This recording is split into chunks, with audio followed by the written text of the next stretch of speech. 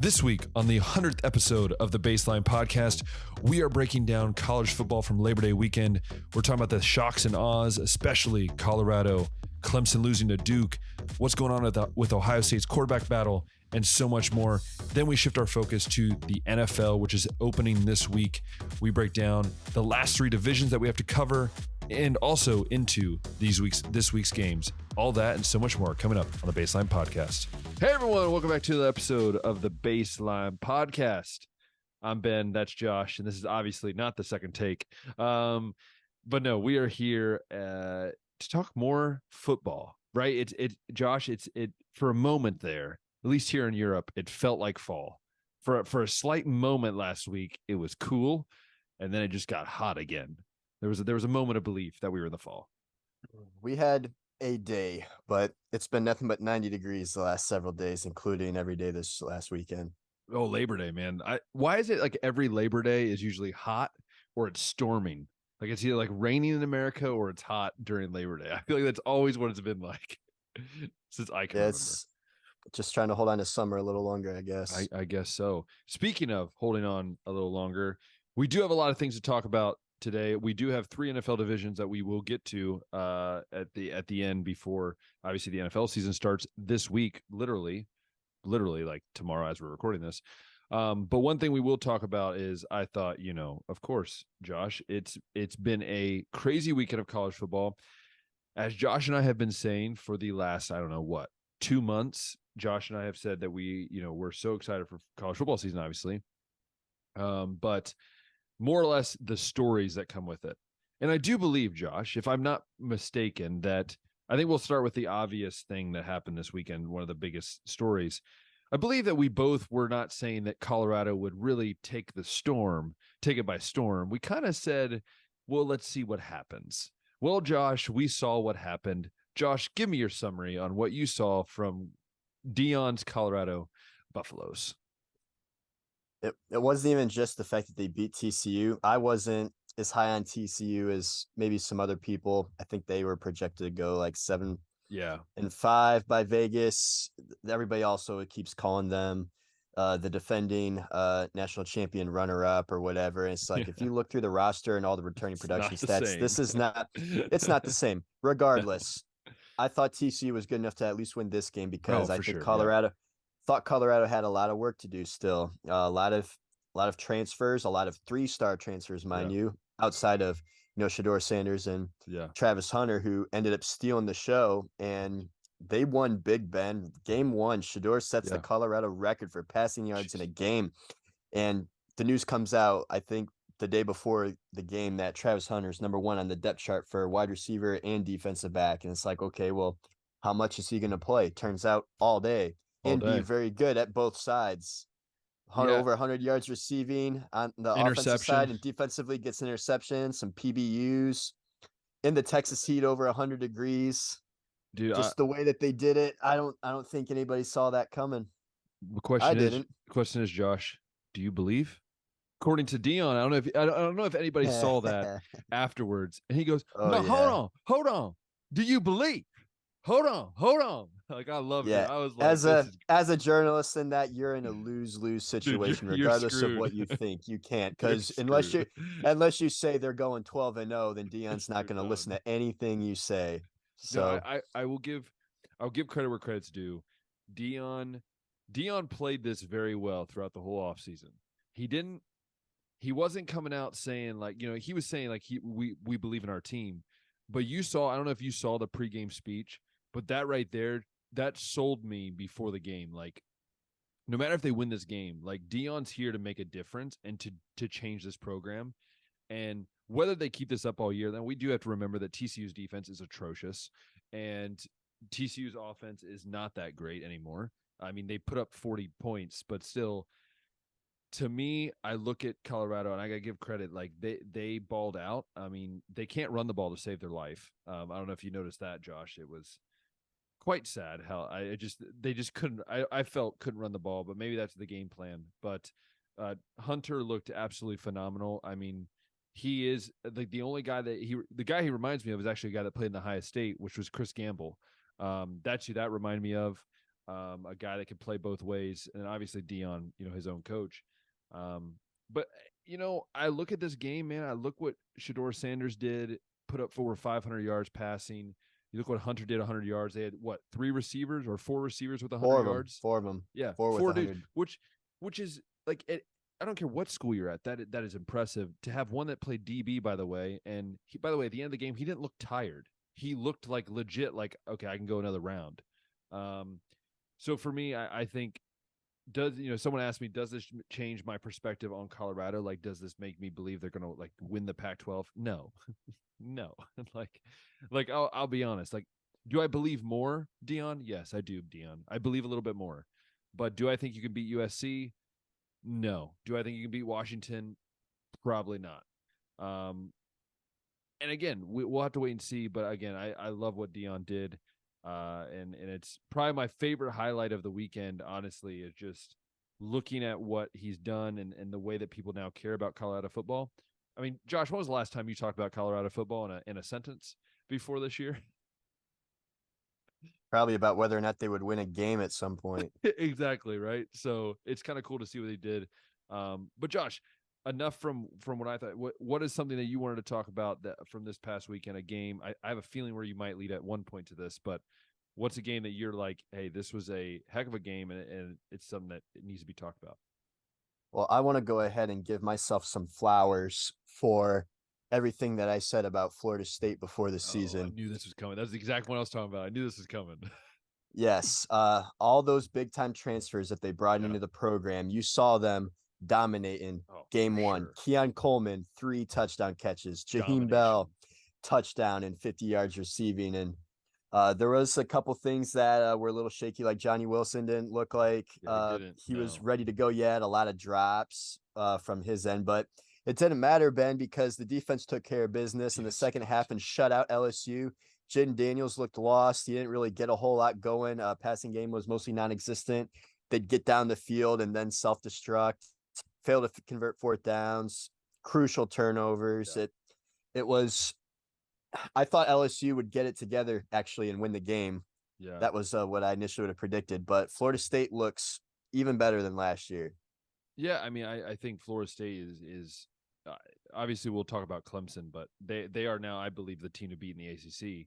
And you look at LSU, and my wife, who has Jaden Daniels on her fantasy football team, which we can talk about at some point. Which is, she still won this week, but still, not as great as showing from him. But also, I think generally you look at LSU. Not Chip Kelly, Brian Kelly. That's his name, right? Yeah. Brian Kelly. Yeah, that's head coach of LSU. This is the thing, though. His comment, what was it, like a couple weeks before, something like that? He's like, we're going to beat the snot out of Florida State or something. I don't know. He said something like that. I'm like, it's really not looking good at this point. But no, I think at the end of the day, I love what Florida State did. The way that their defense played, like their defense would impress me the most was just the way they shut down an SEC offense. And I think after watching what Duke did to Clemson, I'm sitting here going, this might be Florida State's year. This could be their year where they make a run. It's kind of a wide open thing. Someone joked with me, well, the Pac-12 was undefeated this weekend. Cool. It's because they didn't have any conference games. I know, like, cool. But no, we look at the ACC. I think Florida State's gonna be right up there, and I think it was a great game, and I think Travis had a great game, and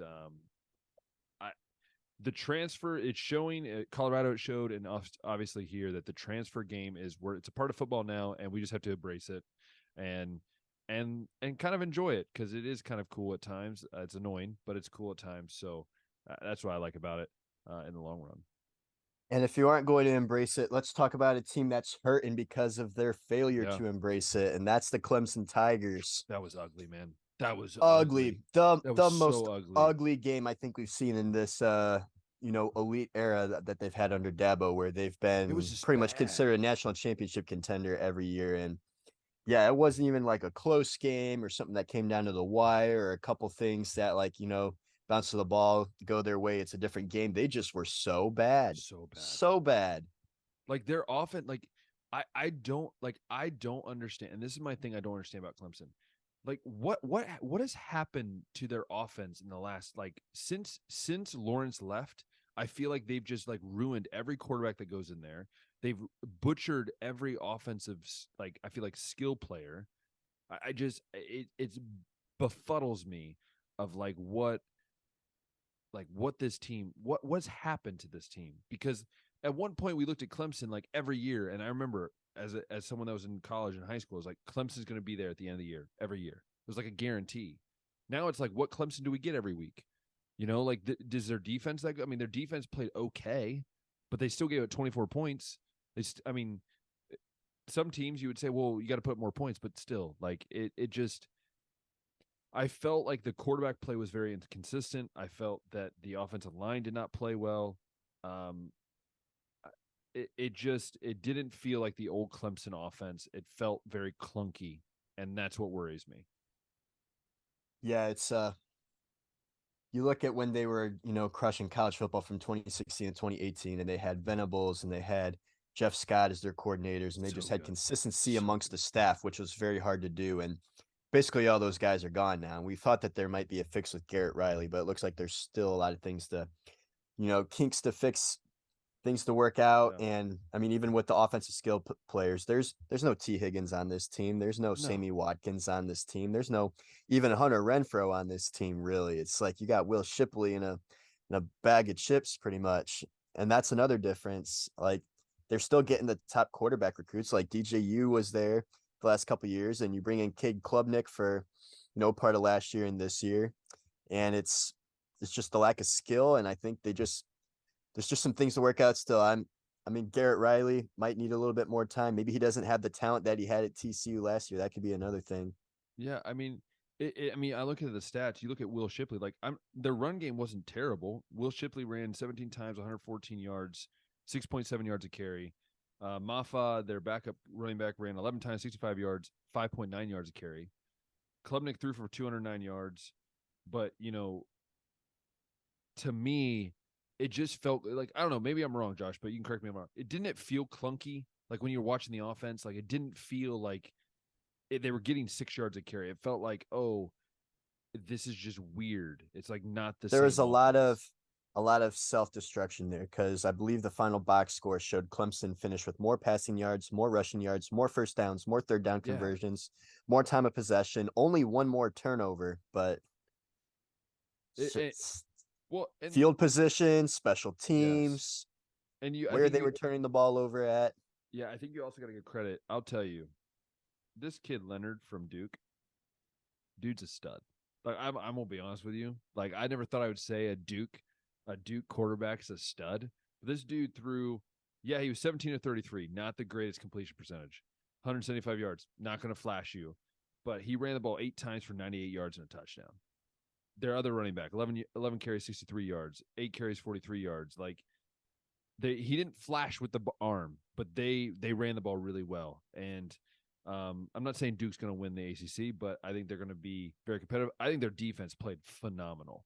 I think, phenomenal. And you're holding Clemson to 7 points. I don't care how bad Clemson hurt themselves. That's still 7 points that you kept on the board to a top 10 team. And so I don't know about you. Were you impressed by Duke's defense? Because I thought it was pretty phenomenal.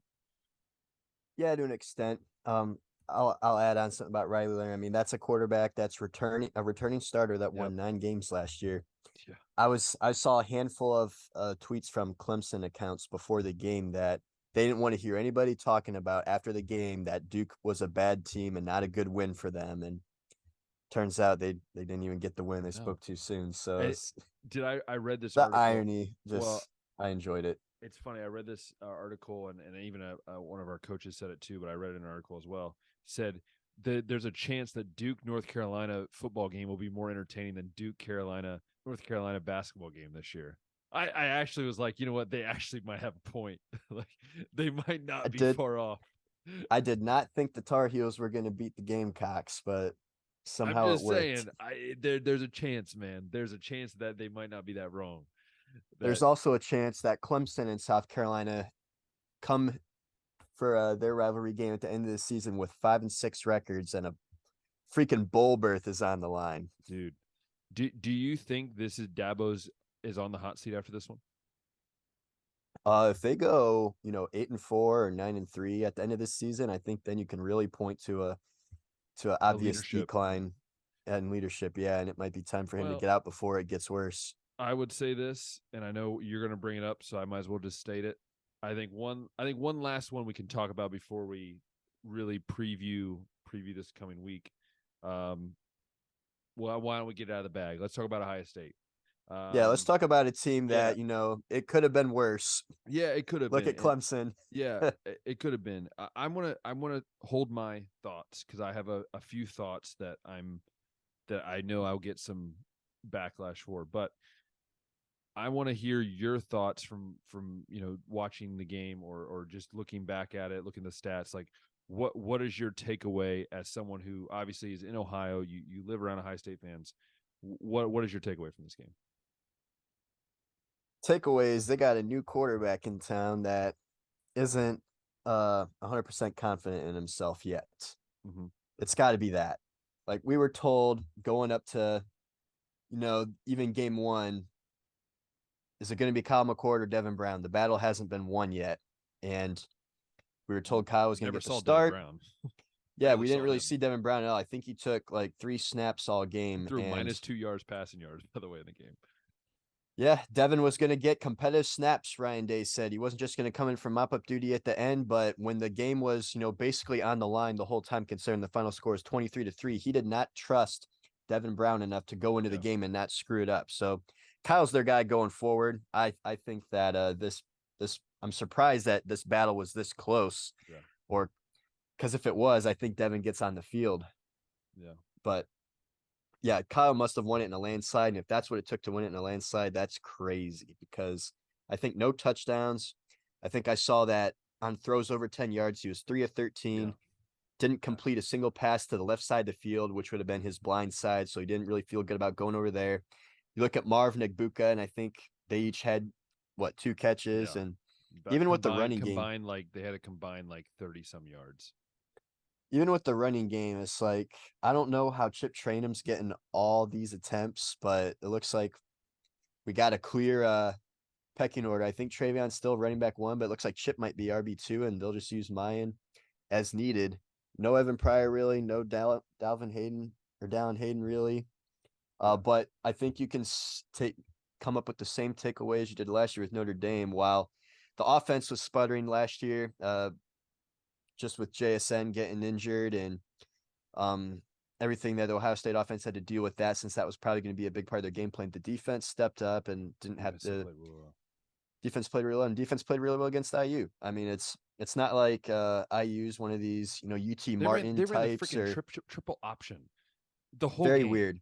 I didn't even know that was something IU was planning on doing or had been doing. So that was a little weird to find that out. But yeah, I mean, you come out with a win regardless. It wasn't as bad as Clemson, and the defense, which you had concerns about coming into the season, took care of business. But the other positions on offense that you had concerns about, with the 2 tackles, being able to run block, and a quarterback that you didn't know really what you had, I think there's still a little bit to be desired there. But nothing that I'm going to majorly overreact to after week 1 there. I'm going to go ahead and give Kyle another couple shots. Yeah. I will say this, Josh. Buckeye fans, calm down. Please. I'm tired of reading all this stuff. Like, guys, it's week 1. We did this last year with Notre Dame. We've done this with Minnesota the 2 years before that. It's the week 1 game, right? I'm a coach. I can tell you our week 1 game was the worst game last year in both divisions, right? It's natural to have a really bad opening game. Especially in college football, you don't have preseason games. That is your first game. So first thing I want to talk about is the triple option. Okay, this is what I want to say. Fine, you want to run a triple option. That's fine. I think if Ohio State's up bigger, they're going to have to throw it more, I think. But also, Tom Allen's not stupid, and he's using the new rule to his advantage. If you guys don't know the new rule, there is no stoppage after a first down.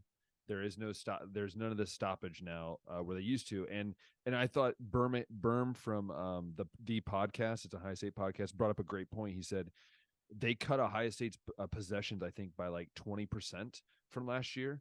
And all they did was they just they would get a first I down, think and they're using it, and they're using it to their advantage. And it drove me nuts because Ohio State was playing this like, we'll huddle up again, which they never do, by the way. First off, Ohio State never huddles up usually, and they all decided this year that we're going to huddle up and then go under center 30 times.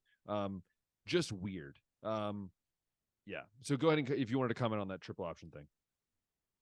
I didn't have anything necessarily on the triple option. I was just going to point out that I think I read that Ohio State had 10 total offensive drives, and last year in their first game they had 17. Yeah. Which is ridiculous. It's the rule. Josh, I was not a fan of the rule. I made it very clear. I hate it. And it's a dumb rule. Like you're basically trying to make it like the NFL. Which, by the way, if you're going to make the game quicker, stop doing the stupid ads. Okay, if you're going to make this, if it's going to make this, they had so much commercial time that it was like, well, just leave the stoppage in then, and then just have less commercials. This solves your problem. But anyways, going back to doesn't make you richer, but yeah. Dude, they signed $1 billion TV deal. I don't think they need any more money. I'll go back to this. This is what I'll say. These are my 3 takeaways. I wrote them down this morning. And one of the takeaways that I have is that fans and myself need to let whatever's going to happen the next 2 weeks happen, right? You have Youngstown State, and then you have Western Kentucky. And for me, especially looking at this offense, am I concerned about the offensive line more than the quarterback? Absolutely. I am very concerned about the offensive line. The new left tackle we have was absolutely atrocious. I mean, I saw him multiple times just stand there and go, "Who am I supposed to block?" I saw Cade Stover on a cross block where he's coming across from the tight end, the right side to the left side, whiff on a block. The best blocking back we had was Chip Trainum, who was the best runner on Saturday, the best blocking back, and the best receiving back we had. So I think one thing is that we just need to see what happens, right? We're going to have a quarterback battle. They've already said it. I mean, Devin Brown's probably going to get half the snaps this weekend, and I still doubt it. No, I think they will. One, because it's Youngstown State, so I think you're going to see him in the second half. I do believe you have to give Devin Brown a fair chance. You can't just throw him in there for a freaking run play, and then that's what you say. Oh, well, you failed us. And then the second thing I noticed was if I look at Kyle McCord, as someone who's working with quarterbacks right now, he made a lot of really poor throws. The interception was him evading and then throwing across his body. Josh, I think me and you both know since we were kids that what's the one rule about a quarterback? You don't throw across your body. And people are like, well, he didn't really look at Marv. I mean, he looked at Marv 8 times. I mean, he didn't complete a few high throws. Marv almost got hurt on the sideline, which scared the daylights out of me. It was like the whole Njigba thing all over again. So I look at that, man. Like it's frustrating. Like Ibuka should have been. They should have put him in the game. Like they should have had him in the game plan more. But I think credit to where credit's due. Like Indiana played really good defense. I never thought I would say that, but their defensive coordinator, if you don't know, worked for Ohio State last year, and there's a lot of people that are wondering if he kind of understands the system, and so he disguised a lot of coverages. But at the end of the day, I thought the run game was decent. To answer your question about Mayan Williams, I do know that he's been banged up. That's been reported, so I think that's part of the reason why he only had like 6 carries. He didn't look healthy, to be honest with you, when he was running. I don't know if you noticed that, but he definitely didn't look healthy. And then obviously, you look at Travion. Travion looked good at times, but I'm really getting tired of this zone scheme that they try to run because they can't block it. This stupid between the guard and tackle zone scheme that for some reason Ohio State's ran for the last 3 years, and they still have not figured out how to block it. So yeah, there's a lot of frustrations. And then the third and final thing is that, Josh, I am super proud of this defense.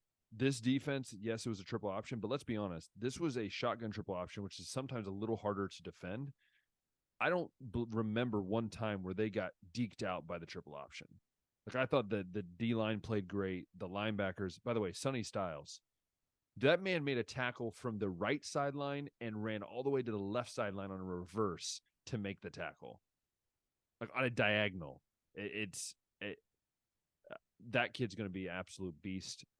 But overall, I would give the High State game like a C plus, B minus.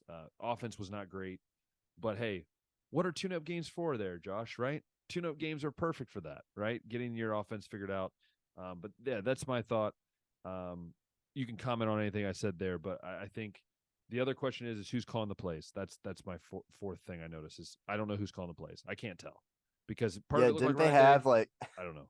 Part of it did, part of it didn't. I don't know. Didn't they have like several multi-tight end sets come out, like more than what you That would was have the dumbest expected thing.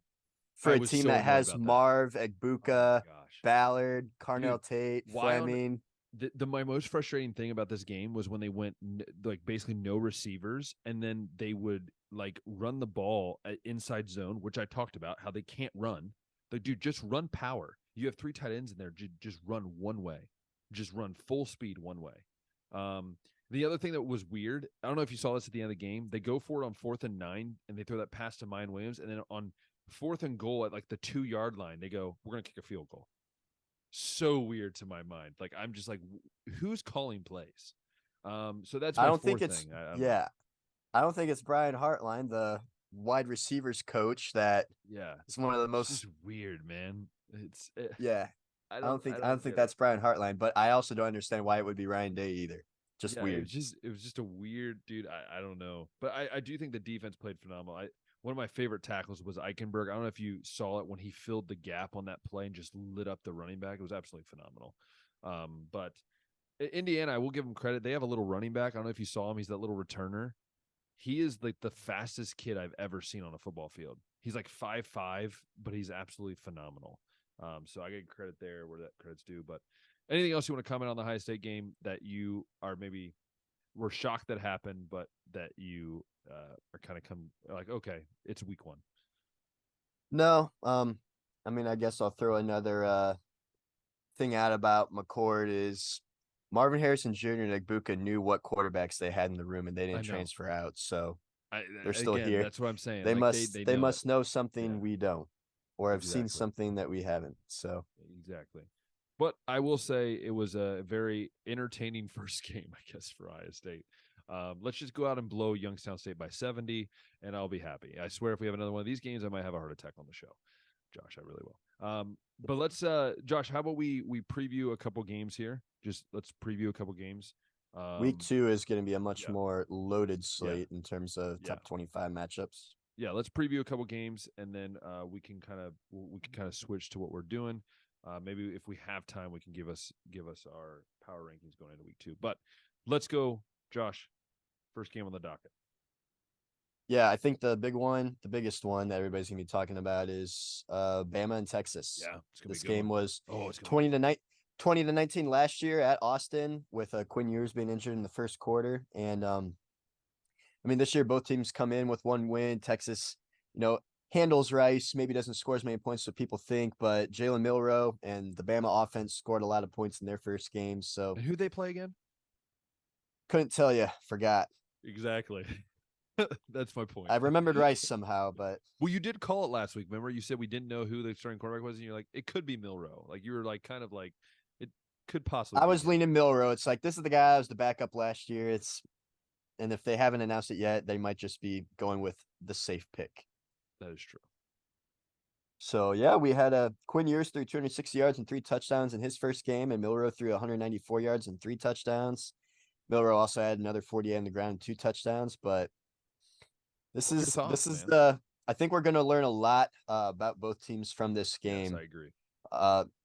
Not necessarily that whoever wins it's for real, but if Bama can handle Texas, or if Texas can handle Bama, I think that's going to say a lot about where they could go in terms of the rest of the season. I think for Texas, at least being in the Big 12, this is good. This is the toughest game on their schedule.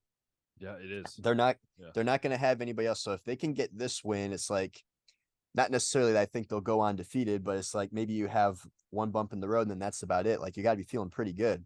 Yeah. Whereas if you're Bama, depending on to the degree that you lose by, you got more tough games up ahead. Yes. Like I'm not going to rule out LSU just yet. That's going to be a tough one. Tennessee is going to be a tough one. You know, if they're lucky enough to make it to the SEC championship, Georgia's probably going to be there waiting for them. They got to deal with Ole Miss. who's looked really good in their first game offensively. Yeah. So, but if it's close, it's like, okay. I mean, Bama had a lot of close calls last year, and they still finished 10-2. So I won't rule them out just yet if it's a close game. But if Texas wins, regardless of how, I'm feeling very good at Bama, about right? their trajectory. At Bama, right? And at That'd Bama, be yep, on huge. top of it, yep, Yeah, for sure. To me, I've learned my lesson, Josh. We've talked about this before. Every time I count out Nick Saban, I just bite my lips. So, I to me, I think it's gonna be a phenomenal game. I agree with you. I think whoever wins this is really in a good spot for the rest of the season. I'm not saying that Bama has an easy schedule, but I think this puts them in a spot. But again, you're gonna learn a lot about this team.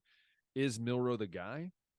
We'll see, right? Can Quinn Ewers, kind of revenge game, right, per se? Mm-hmm. Will the Alabama defense still be that defense that we've seen in the past? Obviously, the first game is not really much to say. And can Texas defense step up? So there's a lot of things we're going to find out. I'm interested. What is your thoughts on a predicted score here? Like, who do you got coming out on top of this? Well, I've been super high in Texas all preseason. I don't think it's a secret, and I think it'd just be weird for me to back down, You hypocrite. at a time like this. So I'm going with Texas. And as far as a final score goes, I don't know if I can give you that one, but let me tell you what Bama's favored by here. You all know Josh is the Vegas guy, so I'm the Vegas guy. I like to know what the lines are, and I guess what's popular at the moment. We got Bama as a 7-point favorite. Ooh, Usually about three. Usually about 3.5 is home field advantage. So they're thinking, a close Bama win regardless. But I'm taking Texas. I'm gonna do it. Oh, you've 7 o'clock. Folks. You've heard here 7 o'clock on ESPN. Okay. Technically, it's not 7 o'clock for me. It's like 1. No. Yes. Yeah, 1. It's 1 for me. So, like, 1. Do you think I'm staying up for it? No. I'll wake up and figure out what happened. But I will say that my score prediction is going to be. I think it's going to be like 28-25. Weird number. 28-25 Bama. Bama losing at home is just weird for me to think about, especially from a non-SEC team. So I think Milroe is going to have a game that he's going to step up, and we're going to see the Milroe that we are hoping to see. And so I'm going to go Bama 28, Texas 25. All right, maybe a game that's not as exciting as what we initially thought because of the upset loss that they'd had, but Utah and Baylor. Oh boy. Baylor had a shocking loss that nobody saw coming, but so weird. Nevertheless, it's Utah's second straight Power 5 out of conference matchup to start the season with possibly no Cam Rising once again. Yeah, the Baylor loss was weird. Like, I watched highlights of that game and I was like, where is this Baylor? Like, what's going on? Like, I felt like their defense was just like not the Baylor defense of like 3 years ago when their Baylor defense was just stud. Like it was the defense with Matt Rule. With Matt Rule. So this is tough, but without Rising, it's really hard for me to go with Utah. But is it at Utah or is it? It's at Baylor at noon. Ooh, Utah is an 8-point favorite right now. I'm gonna go. They feel really good about Utah if they're on the road and they're 8-point favorites. I'm going to go against the grain. I think you're going to have a Baylor who's going to be real pissed off, and I'm going to go Baylor. I'm going to go Baylor 38, Utah 34.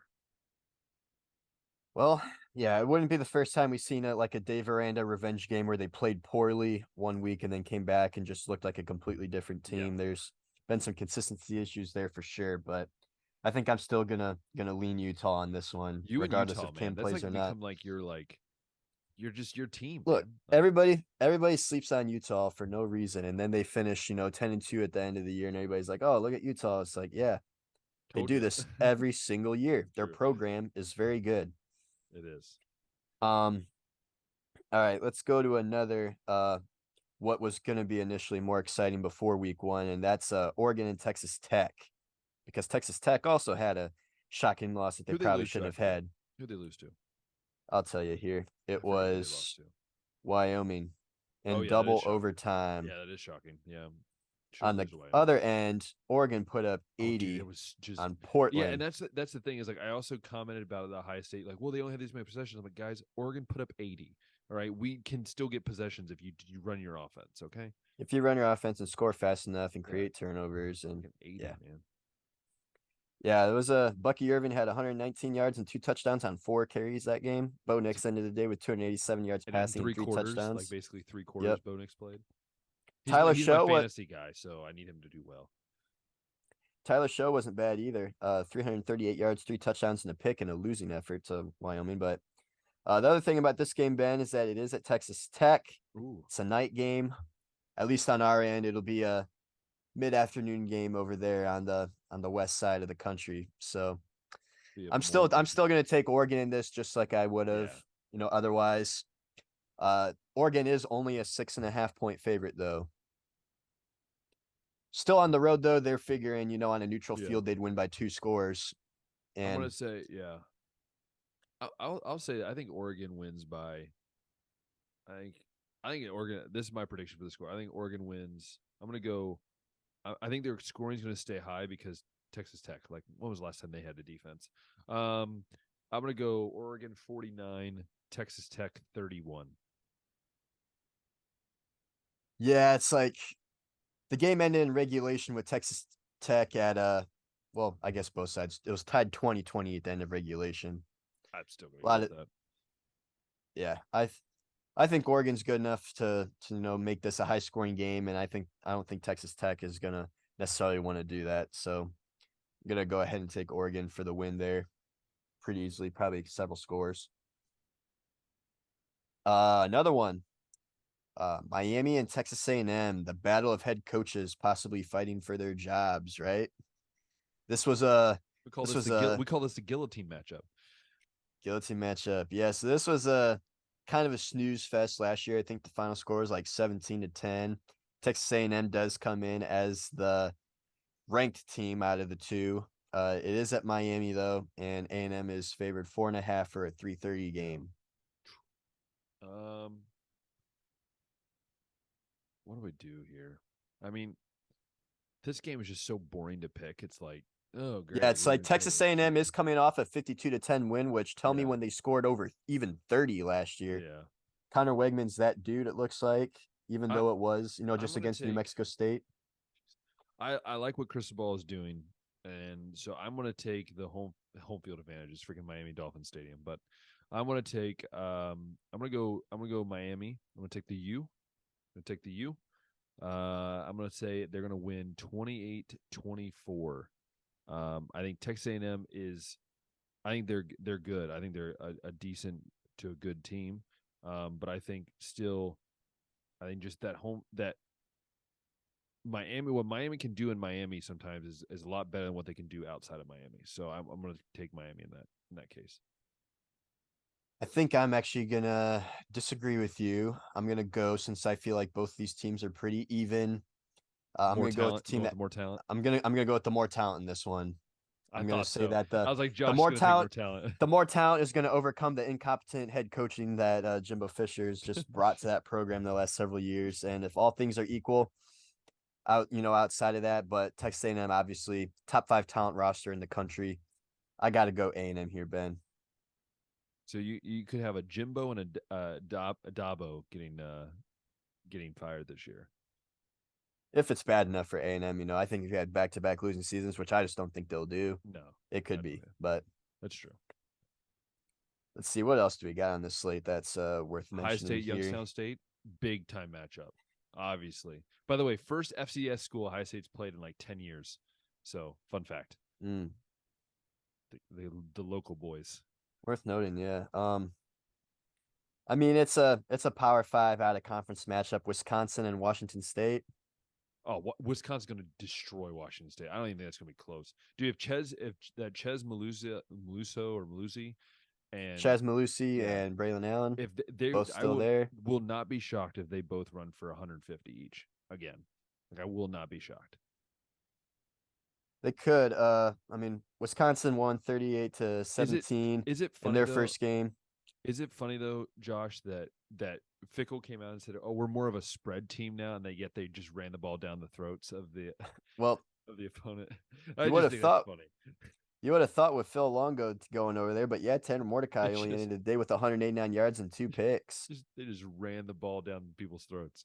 That's just what I think. It's just Wisconsin football, man. You just can't get away from it. I think Wisconsin wins, but I think you're going to learn about their defense in this game just because Washington State does have Cam Ward at That is QB, and that true. guy can sling it too. And they put up 50 on Colorado State last week. So, Also, team we won't talk about reminds me of that team is Hawaii. By the way, they have a freshman wide receiver who's got like 350 yards already receiving in 2 games. So fun fact. sheesh. Hawaii classic. I think the last one we can talk about just because of the time that we're at. It is a top 25 matchup, both sides. That's Yeah. Ole Miss and Tulane. Ooh, forgot Tulane, about Tulane. obviously, the Cinderella, well, maybe not Cinderella, but the Cinderella. G5, Cinderella. spotlight team last year, win a New Year's Six bowl game. They're coming in against Ole Miss, who I just said scored over 70 on Mercer last Oh yeah, week. Mercer. They didn't give That Mercer any. was, Guess what? They didn't give Mercer any mercy. I think the other thing worth noting about that is that Jackson Dart started that game. We thought it would be Spencer Sanders. Dude, okay. To answer me this question, Josh, why did Spencer Sanders transfer? I'm so confused. At least to Old Miss, Yeah, I'm still mind boggled. I'm not sure if Lane Kiffin just lied to him or why he would leave a starting job that he had, in the But bag at but Oklahoma think about it. State. There's so many other places like Iowa before they got a new quarterback. There was Yeah, Wisconsin. There was so many other places that he could have went, and he chose all a true. place with a starting quarterback. Mind All boggling. true. Yeah. Mind boggling. But It's anyways, definitely one of the mysteries of the offseason for you know sure. what? But Screw it. You know what? I'm taking Tulane. It's a battle of Mississippi. I think no, Louisiana, Mississippi. Sorry, Louisiana, Mississippi, because I think it's in New Orleans. They're playing the game in New Orleans. I think. I'm going to take Tulane. I just I'm very bad at picking upsets, but for me, I feel like Old Miss played Mercer. I want to see Old Miss play a tough team, and I think Tulane's a tough team. I'm going to go Tulane. I'm going to say 31, Old Miss 28. That's what I'm going to say. I'm going to Tulane say is it's a the field home goal. team. No, Tulane is the I home think team. I think it's a neutral site, isn't it? I think they're playing the Superdome or not the Superdome, whatever it's called now. Well, if it is neutral site, Tulane is technically Technically, I'm not for the sure on home that, but team I on the thought they schedule were. at least. But Yeah, let me see if I can figure that out here real quick. It's at New Orleans. Yep. yeah, it would be like because I think it's at the Saints Stadium. No, it's actually at Yeoman Stadium. Oh, interesting. Maybe that's their stadium Yeah, name. maybe it is. Huh, Maybe it's a true road game. Very rare for the SEC to go true road game, but that's true. I think I'm gonna give Ole Miss the edge here. It'll be close though. I think Tulane can cover that seven Yeah, point, but we'll see. it'll be a tight ship for sure. Yes, sir.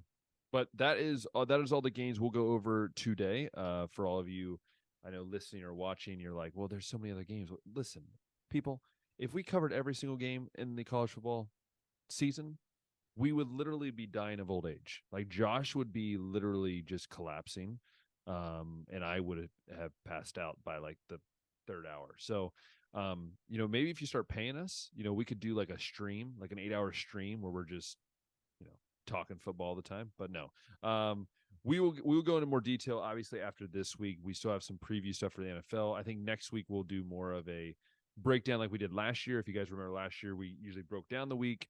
We also would then talk about our Heisman update, what we think, and our power rankings update. Those Josh and I have decided those will get put out tomorrow or Friday. Just so you guys know, we don't have time to talk about it on the show today per se, but I know Josh, we both want to get that out to you, and then next week Josh can brag to me about how his Heisman picks are going to be spot on every week. So, anyways, we are going to move into the NFL, Josh. It is here. It is among us. We get to see, do the Cleveland Browns win the Super Bowl this year? That's the question we're going to answer. But no, today we have, I believe, 3 more divisions to go over, I think, preview. And then we can kind of give our thoughts on the weekend. One thing I know we're thinking about is Oh, first news that hit, by the way, while we're recording this, Nick Bosa just signed the richest contract in, I think, defensive player history or defensive end history. It's like a 5-year, $170 million deal. So Yeah, that's straight up an NBA contract, that's dude. just crazy, man. That's nuts for a guy Yeah, that's like, I think 26. I think he is. I think he's 26. I think 25, something like that. Something like that. But anyways, yeah, Josh, which divisions are we covering today before we obviously hit the beginning of the new season? we are covering the NFC East, NFC North, and NFC South. Oh, it's gonna be fun. It's gonna be fun. Where do you want to start? Where do you want to start? Which part of the world do you want to start on? Why don't we start with the division that probably is going to be the most competitive? That'd be the NFC East with the Oh, I Eagles, love it. Cowboys, Oh, I love it. Redskins. Let's do it. Let's do it. I'm excited. Yeah. So I don't know where you fall in this, but I Yeah. think this is the Eagles division Oh, once again. I think that they had a couple of losses like Vernon Hargraves, but I think they maintained some other areas. CJ Gardner Johnson was another notable loss, I guess, from the defense, but still maintained a lot of the makeup. The offense is still, super strong. They made the trade for DeAndre Swift last year, and it's probably going to be their main running back this year. yeah. Get Jalen Hurts paid, all the weapons with AJ Brown, Devontae Smith, and Dallas Yeah. Goddard. I really like Philly still to win this division. I don't think that Dallas or the Giants or Washington did anything significant enough that could overtake what they already got rolling right now. Yeah. This is an Eagles division. Like, to be honest with you, I think they can have it for the next couple of years. If I'm honest with you, like if you look at this team, the way it's built, I think that the Eagles did a phenomenal job. They built this team from the core out. One of my favorite players, if you haven't listened to their podcast, I don't know if Josh listens to their podcast, but the Kelsey's podcast is absolutely phenomenal. Like, if you get the chance to listen to a podcast, go listen to Kelsey's podcast. It is top tier. I don't even know what it's called. It's called, do you know what the Kelsey podcast is? What is it called? I forget the New name right now. Heights. New Heights, that's what it's called, yes. But Jason Kelsey is one of the best centers in the league, and the offensive line is still it's still loaded, still very stacked. You have Jalen Hurts, who got paid, like we said. I mean, I looked at their schedule. They play Patriots week 1, Vikings, Buccaneers, Commanders, Rams, Jets, Dolphins, Commanders, Cowboys, Chiefs, Bills, 49ers, Cowboys, Seahawks, Giants, Cardinals, Giants. I look at that and I looked at that and I think I could see them going 12-5, 13-4. That's where I think they can land. It's a tough schedule for It is sure, tough. but when you're one of the toughest teams in the league, you can Yeah. handle it. Like, I think they will lose the Chiefs. I think the Chiefs will beat them. I think they'll lose the Chiefs. I think they'll lose one game to the Cowboys. I feel like that every year there's like one of those conference games you lose, or the division games. I think they lose to the I think they have a slip up either against like the Vikings or like the Dolphins. Like, I just feel like one of those teams is just going to pull out a little thing there. So for me, Eagles are number 1. I think second place for me in that division, I'm going to have to say the Cowboys, because of, I think, the confidence in the roster maybe a little bit more. I think the Giants, it's like, what Saquon Barkley are we getting this year? What Daniel Jones are we getting? You paid him. Is this your guy? Because I feel like 2 years ago you were saying this wasn't your guy. So I'm interested to see what they do with that. Like, it's hard to tell what they're gonna do. And then the Commanders, as much as I love them, I have a lot of guys on there I like watching, but I think they're the bottom feeders in this division. Yeah, what I will say about Washington is I think there's going to be a lot of good to come out of Dan Snyder getting out of the Yes, I building. agree. I think agree. Yes. I think they've just been stuck for a while and unable to do things just because of that guy being there, and they've come close to like being able to overcome that, and it just hasn't been enough. So Supposedly they're I going to think change it's the gonna name back too. Supposedly. hopefully, yeah, I think it's gonna take a couple years for that to develop. But one thing I can say about Washington is the defense is probably going to keep them in most Yeah, games. for sure. Super solid defense. And they're going to find out what they got in Sam Howell, I guess, this year. I don't think it's going to be a ton, but Yeah. we'll Question is, do they trade Chase Young If it gets bad enough, do they trade him? Because they didn't pick up his option. So that's a Yeah, guy I would look for to get traded. The guy just can't stay healthy, so that No. kind of sucks too. Yeah. Yeah, so I think Washington will probably be at the bottom. That second and third place, Dallas, New York. It's tough to say because Dallas doesn't have Zeke anymore, but Tony Pollard proved Solid. more than enough that he's a solid option as a running back And one. they got Deuce, don't they? Deuce from Deuce Vaughn. Deuce Vaughn. Yeah, they have Deuce Vaughn will Vaughn. be there. Yep. Dak's good, not great. You add Brandon Cooks. You lose Goddard or not Goddard, Dalton Schultz at tight end. So, you 1-for-1 there. But always have a good offensive line. They always have a good offensive line. Always got a good offensive line. Yep. And as far as the Giants go, yeah. Giants, I don't know what to think of paying Daniel Jones. I still think that was wild, but so much money. Played better than he did the year before for sure. And I think you're gonna get chip on your shoulder, Saquon Barkley, running like a madman. Yeah, Darren Waller. Maybe Paris Campbell can do something over there if he can stay healthy. That's another addition that they had on offense. Their defense worries me more than the Cowboys' defense. Yeah, that's my fear with the Giants. Brian Daboll just seems to have a thing though as a head coach, getting the most out of Daniel Jones, and Mike McCarthy just seems to get in the way of any kind of progress Dallas can make. So I think I actually might go. And they traded for Trey Lance, the Cowboys, which was really weird. That trade confused me. I don't know why they went for that specifically. Dak didn't even know. I'm like, you don't tell your starting quarterback you're bringing in a former top 3 pick? Okay. You do you. Don't tick the man off too much though. Yeah, I think I actually might go Giants second, Dallas third. Wow. Dallas could still be a playoff team though in third place, but that's true. But do you think I think both those teams finish with like 9 to 10, 11 wins, both those teams in some capacity. If you're both going to make it, that third place team has to has to go at least 9 or 10, yeah. I think, yeah. Yeah. But it's going to be a fun division. My favorite player to watch in that division will be Terry McLaurin because he's going to be on a bad team. How will his numbers be, good or bad? Like that I think Terry and Chase Young are the two guys they might trade if it's bad enough. They could. Maybe. I say good. I would love to see the Browns pick up Terry McLaurin. That would just be phenomenal. Be pretty cool. Yeah. Well, if that's that, we can move to the other kind of like tough division to really figure out where it all ends. And I think that's the NFC North. Oh boy, yeah. This is Lions, Packers, Bears, Vikings. Oh my. Sorry. I'm sorry. That was I think what's going to be interesting is that Green Bay and Minnesota have been on top of this division for a while, but they have both regressed this offseason. Yeah.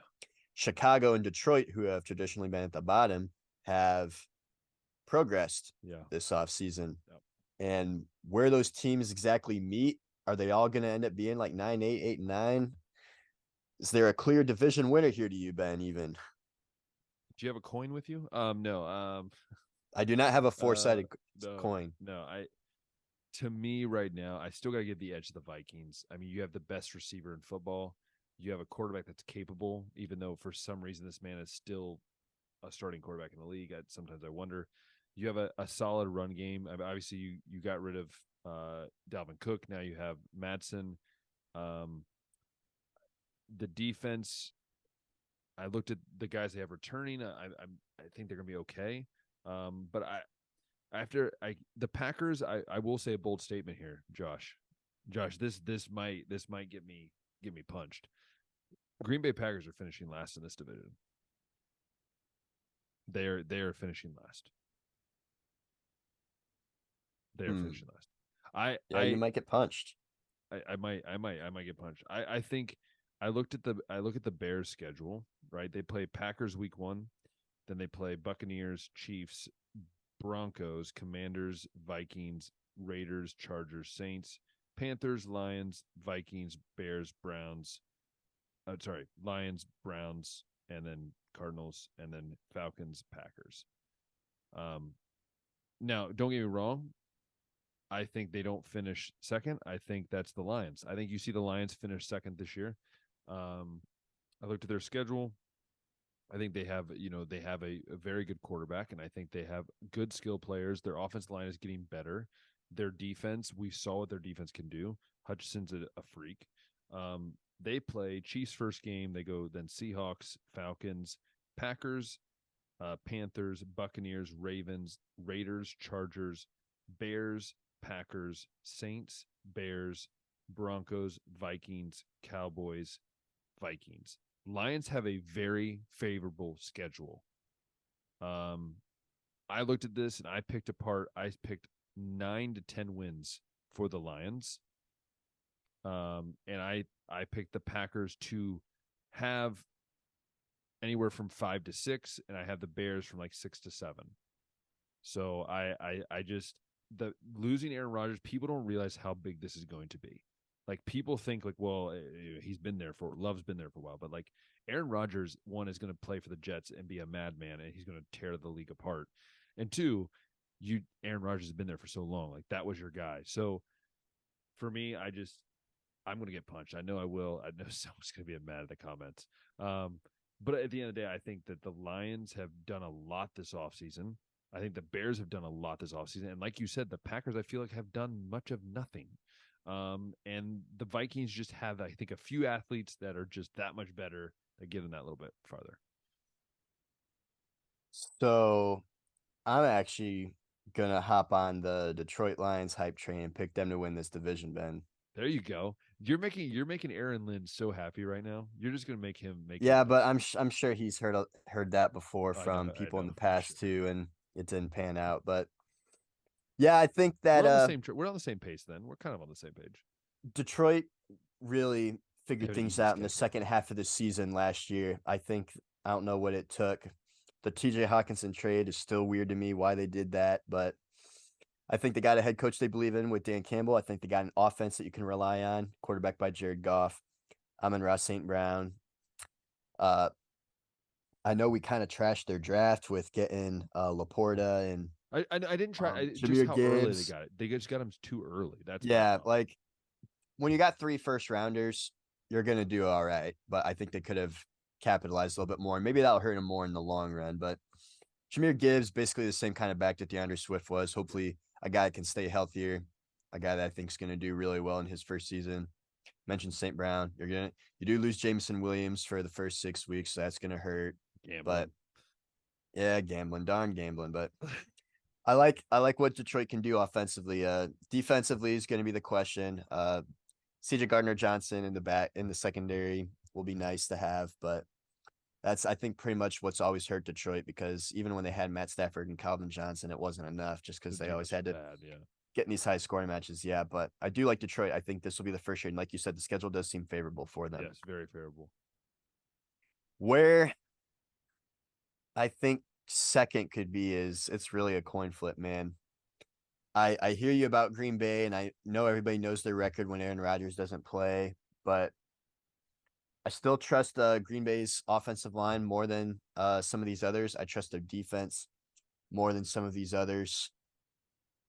And I don't really trust Jordan Love, though. So that's kind of where it gets iffy. But if it comes down to the trenches, I like Green Bay a little bit more. Minnesota got exposed last year, one of the fakest 13-win teams of all time. And then on that defense, you also lose Darius Smith, and you lose a couple weapons on offense. Who went to the Browns? Yeah. So, but like you said, they still got Kirk. They still got Justin Jefferson. Will that be enough to maybe overcome some of the struggles? Yeah. Oh, and no Dalvin Cook too. Throw that out there for you. Yeah, that's true. Yeah, the offense. You add Jordan Addison. TJ Hawkinson should be a really solid tight end. I don't think the offense is going to be as strong as it was last year, and I think the defense took a hit. And I like what Chicago did in the offseason. They go out and get DJ Moore. They accumulate picks. They add Darnell Wright to the offensive line. We know how athletic Justin Fields is, but can he hit even the simplest of throws? That's yet to be determined yet. Part of it is that he's just had such a bad offensive line. That's the problem. Like I really looked at his film, and I'm like, it's not that he couldn't make it. He just never had time. Every time he steps back, there was a dude in his face, and he's got to use his legs. That's why he ran so much. There is that, but he also was pretty bad and throws under 10 yards too. I get it. I think the way that I might have this division go, I might have Minnesota finish second, Green Bay third, Chicago fourth. And I don't like that. You're I still think you're that still getting some hate for putting Green Bay. You know, Green Bay fans are going to hate you for the fact that you put them third. I'm not putting them last though. Hey, listen, you know what? Hey, I'm trying to take the heat off me a little bit. Okay, I'm trying to push it Yeah, your way. I hear you. I hear you. I'll take all the Ohio State and Justin Fields hate. Yeah, that just about that about drove me to a nail right That might be even more. Yeah. Even considering if you look at his completion percentage, it's like one of the best in Ohio State history, by the way, in college. Which is that's what just makes it really funny to me. Yeah. And I'm not even necessarily picking Chicago to be like a 3-win last place like team. They're I gonna be think good. that Yeah, they're gonna be decent. I think those bottom 3 are probably going to be like a clump, kind of like how the AFC like 6-11 North or was like last year, 7-10. with Pittsburgh finishing, 8-win, whatever, something like that. Maybe that could be it, but yeah, those teams could. I mean, I could very easily see Detroit winning with 10 wins, Minnesota finishing second with 9, Green Bay third with 8, and Chicago fourth with 7. It could be that kind of a division. Yeah, that's true. But unless you have anything else to add, Ben, No. I think now we can talk about probably the worst division in the NFC. Maybe in football. Maybe in football. Maybe in football. That would be the NFC South. Oh no, yeah, for sure in football. Like just thinking about it right now, it's for sure in football.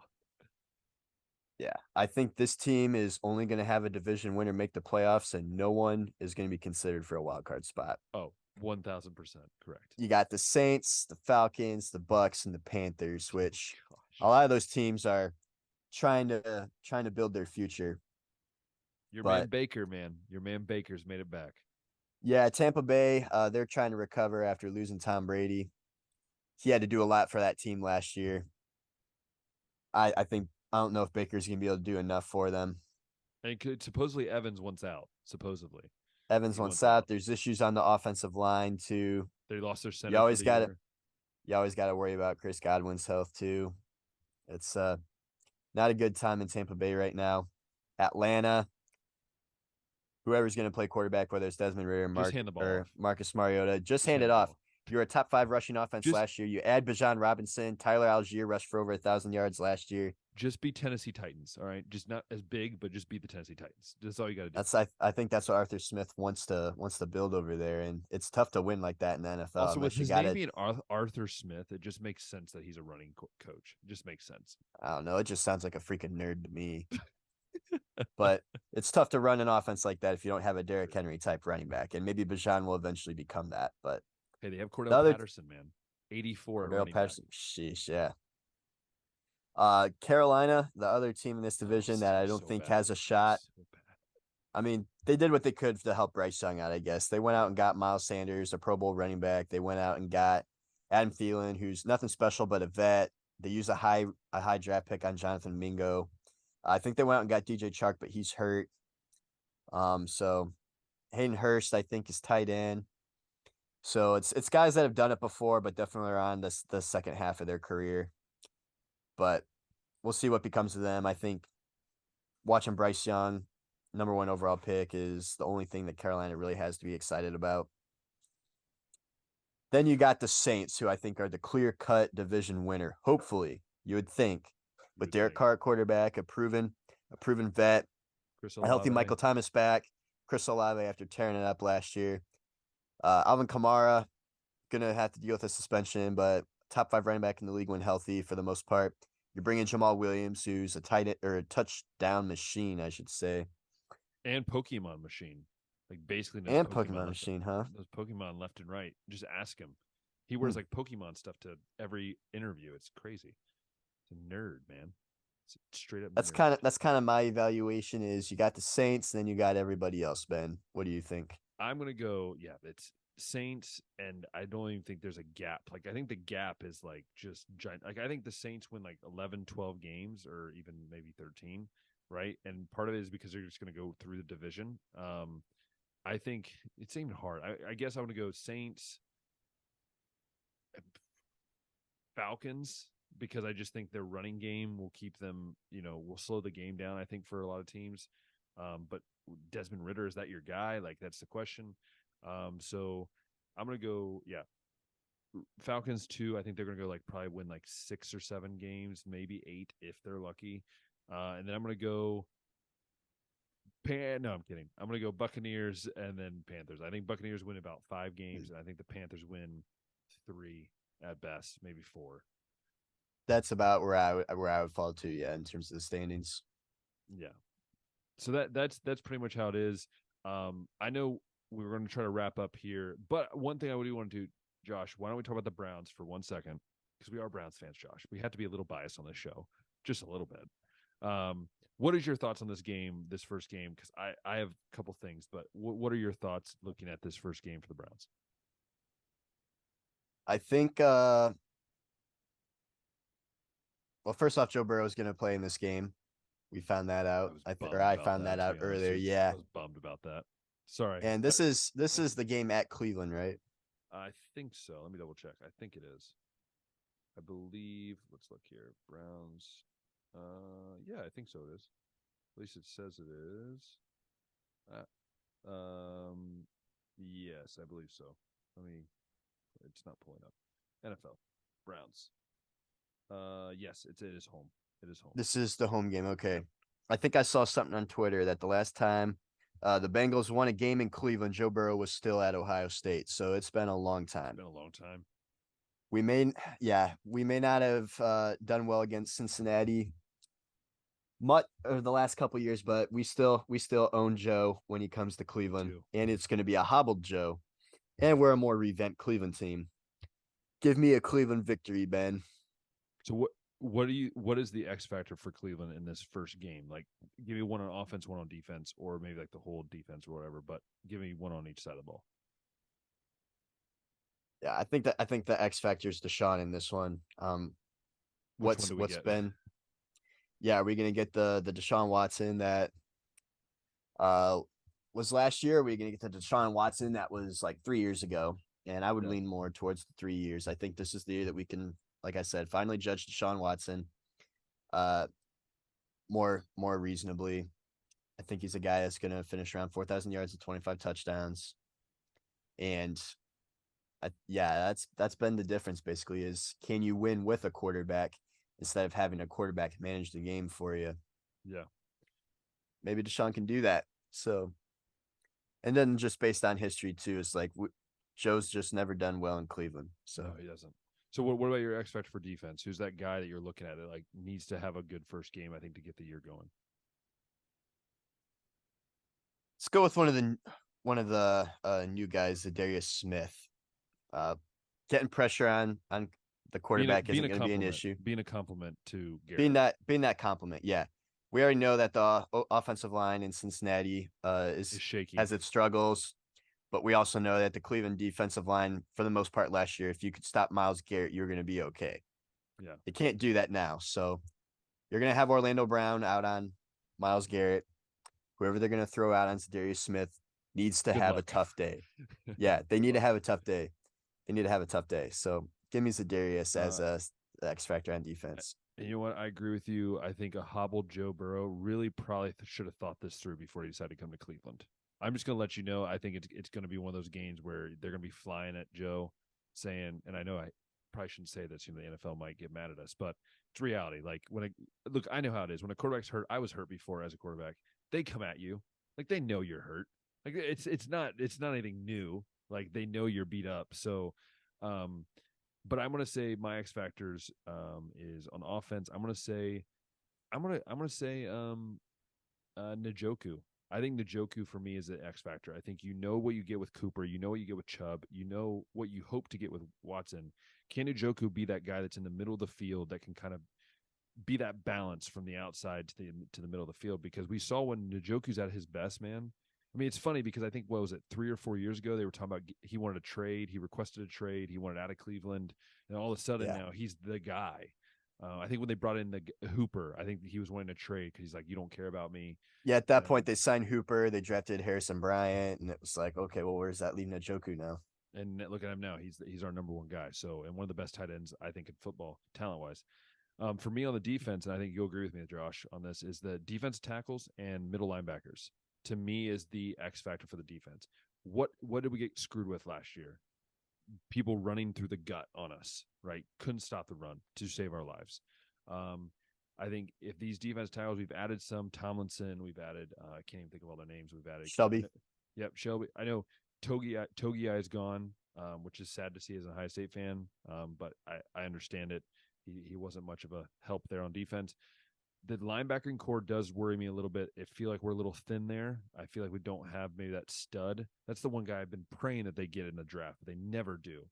They never go out and get a stud linebacker. I just want one stud dude that you get in like the second round. But hopefully Jock is that dude. Yeah, hopefully. So anyways, so I think that those are my X factors for the Browns, and I think I got a Browns win. I think the Browns go out week 1. I think they win. I'm gonna say 28-21 Browns. Throw a score out. Come on, Josh. Just one score. We just want one score from Josh today. All right. I'll give you a Cleveland 27-24. Look at that. And no Cade York anymore. No Cade York, so I don't know how we're winning by 3, but Hopkins will be all right. Yeah, he's good. Hopefully. Good. But yeah, that is for us today. That is going to be our show. Now, before I go into the end part, I do want to say if you were looking forward to the power ranking updates for college football and also our Heisman watch list, don't worry. Captain Ben's here. I will be taking care of that, as I always do, because you all know that whoever posts the stuff, you know who it is. Okay. I just want to clarify that. Someone told me the other day, they said, "Oh, so Josh does a really good job with the stories." And I was like, "Excuse me? What? I'm sorry. What did you say?" I don't remember the last time Josh posted a story. Just want to point that out. I stopped doing them because sometimes I'd post one and then you'd post it again because you didn't know I did it. Because I'm tired. All right. I get up in the morning and I look and see what I have to post from the night before, you know? Yeah. 6 hours ahead. But anyways, I'm just kidding. It's awesome to have Josh aboard. Josh is the personality of the show. He's also the stat guy that knows way more in detailed things than I do. So he that's what he does. I just do all the behind the scenes work. That again, we want to go back to our contract that we never actually signed. There's no contract, but I like to say it is contract. We did talk about that if he was going to do this, he wanted less of the work. So when it comes behind the scenes, you know. So here I am. That's why I am. But no, made the deal a little sweeter for sure. No, but I will say this, like, for all of you out there, things go out a little slow sometimes. You know, I'm doing things. But anyways, if you've loved enough of me rambling. If you've loved this episode of the podcast on YouTube, go ahead and give that thumbs up, hit that subscribe button, hit the notification bell. That allow you to see all the episodes. We had Dad's episode drop, I think a week or so ago, which was really fun to watch because Dad is just hilarious. There is another one that Josh and I recorded when we were in the States that I have been editing, so that will be coming out here between episodes. So be looking in for that as well. And if you are listening on Spotify or Apple Podcasts, go ahead and share that with your friends and family. That let us know that you love us. You think we're cool. Maybe you don't. I don't know. But anyways, I hope you guys have a great rest of your weekend. Go watch some football and have a good one. Until next time, we'll see you.